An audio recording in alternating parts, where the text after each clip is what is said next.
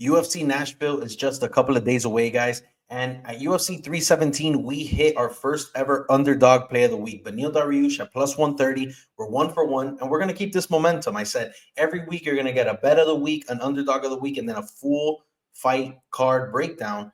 Plus, I'm going to do a live. So that's 4 videos every week. If you're new here, be sure to subscribe. Leave a comment. Let me know what you think. And yeah, let's get right to it. I don't want to yip yap too much.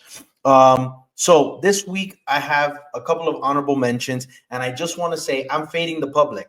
A lot of people love Calvin Kattar in this position against Steve Garcia, and I hate it. I'm actually going the opposite way, and that's going to be a part of my breakdown. So he's not going to be an honorable mention. The first honorable mention, and that's going to be a surprise to a lot of people, is Stephen Wonderboy Thompson.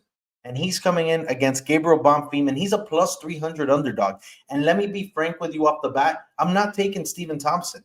I'm not. I'm picking Bonfim to beat him. However, there is a path to victory for Stephen Thompson. We've seen time and time again, he's very good at evading the takedown, and he's a very uncomfortable guy to strike against. So if Gabriel Bonfim comes in here, he's not able to secure a takedown early, he might be really uncomfortable against Stephen Thompson. And to be honest with you, age is this huge factor we keep mentioning. Age, you're going to see it on Twitter. You're going to see it in videos. But Stephen Thompson looked good against Buckley until he got finished.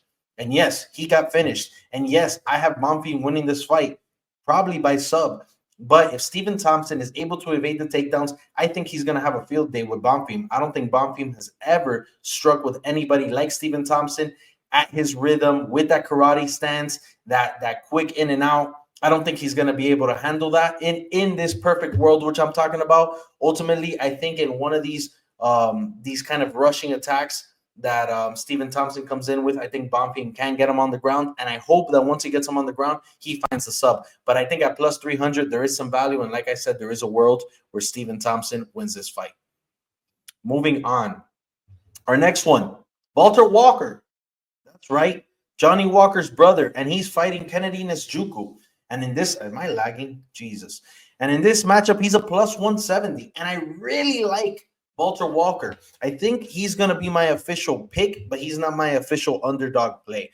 Walter Walker has a little bit of momentum coming in against Kennedy Nzechukwu. And Nzechukwu's this massive guy who has striking ability, but we've seen him finished a few times. And then we saw him lose to OSP. And then we saw him beat Chris Barnett. And how valuable are these wins? Not so much. Is Walter Walker on the craziest run of all time? No. But he's constantly getting better. He's in better mixed martial arts shape, and I just feel like there's a level of momentum coming with him into this fight. The reality is Walter Walker needs to secure a takedown. We talked about Gabriel Bonfim, and I think it's a similar situation here. I think he's so large. He's just as big as Kennedy Nzechukwu, actually listed an inch taller than him. I think he needs to apply pressure, take him to the cage, clinch up, and then bring him down. And then Walter Walker's in his world. Kennedy Nzechukwu has proven that he could scoop back, get his back against the cage, find his way up. But ultimately, there is a world where Walter Walker comes in here and subs Kennedy Nzechukwu. I like him. I think 170 is fair. I think he's a potential play, and he's my pick for this fight. Last but not least, in the official underdog play of the week, guys, Jake Matthews. And I got him at plus 130. He's currently at plus 125 when I'm making this video. And he's fighting Chitty. And Chitty's good. Chitty's moving down to 170. He's moved down to 170. He looks a lot better. He carries a lot of power.